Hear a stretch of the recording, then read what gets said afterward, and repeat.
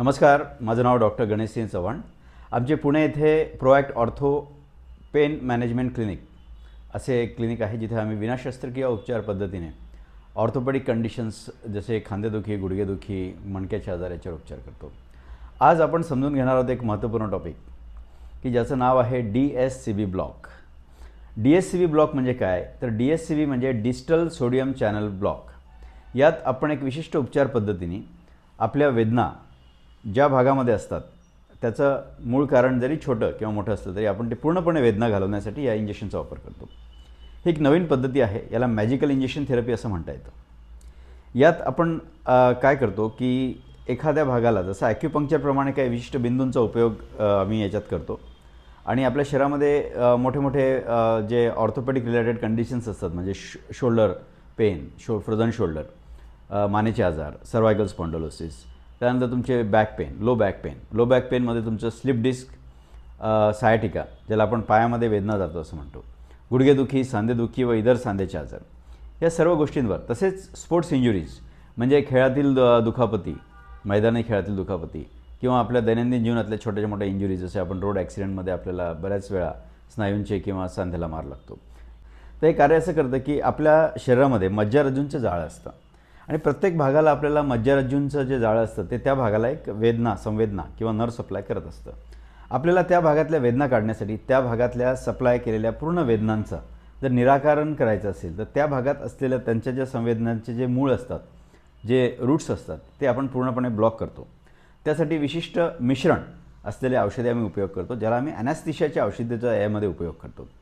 त्या उपयोगाने आम्ही त्या विशिष्ट भागामध्ये, फॉर एक्झाम्पल जसं आपण उदाहरणार्थ शोल्डर जर घेतलं तर शोल्डरच्या विशिष्ट भागामध्ये आपण वेगवेगळे 3-4 पॉईंट घेऊन त्या भागात एक इंजेक्शन देतो, ज्याच्यामुळे तिथलं पेन जे असतं, वेदना ज्या असतात त्या पूर्णपणे निघून जातात. आता यात आपल्याला याचा उपयोग आपण कधी करतो की जेव्हा अंडरलाईंग प्रॉब्लेम म्हणजे जे मूळ प्रॉब्लेम आहे तो छोटा असेल तर याच्यात पूर्णपणे या इंजेक्शन थेरपीचा वापर करून त्याला बरं करता येतं. पण अंडरलाईंग प्रॉब्लेम मोठा असेल, जसं फॉर एक्झाम्पल शोल्डरमध्ये फ्रॅक्चर असेल किंवा शोल्डरमध्ये फ्रोझन शोल्डर नावाचा आजार असेल, टेनिस एल्बो असेल किंवा तुमच्या गुडघेदुखीमध्ये सांध्याच्या आतल्या भागाची झीज झालेली असेल किंवा स्लिप डिस्कमुळे तुमची डिस्क बाहेर येऊन मज्जारज्जूवर दाब आलेला असेल, तर ह्या मूळ कारणांचा आपल्याला उपचार करणं आवश्यक असतं. आणि तो सुद्धा विना शस्त्रक्रिया आपल्याला करायचा असेल तर आमच्या इथे विना शस्त्रक्रिया उपचार पद्धतीचा यासाठी सुद्धा वापरू शकतो.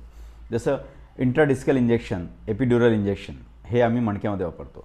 गुडघ्यामध्ये विशिष्ट वेगवेगळ्या पद्धती रिजनरेशन मेडिसिनचे इंजेक्शन्स आम्ही वापरून त्याला, पण जुन्या काळात पेन किलरच्या गोळ्या घ्यायचो, पेन व्हायचं त्यावेळेस. त्यानंतर काही दिवसांनी काही वेळेस आपण खूप जास्त सिव्हिअर किंवा तीव्र पेन असताना आपण हॉस्पिटलमध्ये ॲडमिट झाल्यानंतर आपण सलाईनमध्ये किंवा IV फ्लुइडमध्ये आपण इंजेक्शन्स घेतो.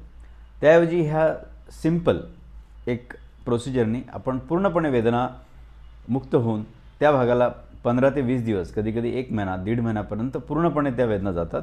आणि जर तो अंतर्गत पार्ट ज्याच्यामुळे वेदना आहे तो पूर्णपणे हळूहळू जर बरा झाला, शरीराने त्याला पूर्णपणे बरा केला किंवा आपण त्याचे काही विशिष्ट उपचार करून त्याला बरा केला, तर ह्या पूर्ण आजारातून आपण पूर्णपणे मुक्त होऊ शकतो. असा हा DSCB ब्लॉक उपचार पद्धती ही अगदी कमी अत्यल्प दरात अवेलेबल आहे आणि याचा इफेक्ट इमिजिएटली म्हणजे 15 ते 20 मिनिटात तुम्हाला दिसून येतो. यासाठी कुठल्याही प्रकारच्या ॲडमिशनची गरज नाही आहे आणि ही थेरपी ही फारच कॉस्ट इफेक्टिव्ह आणि विना शस्त्रक्रिया उपचार पद्धतीसाठी खूप उपयोगी अशी आहे. चला तर आपण या भागात बघितलं की DSCB ब्लॉक काय आहे. आपण लवकरच पुढच्या भागात किंवा दुसऱ्या व्हिडिओमध्ये बघूया की प्रोलोथेरपी काय असतं ते आणि PRP इंजेक्शन्स काय असतात ते. धन्यवाद.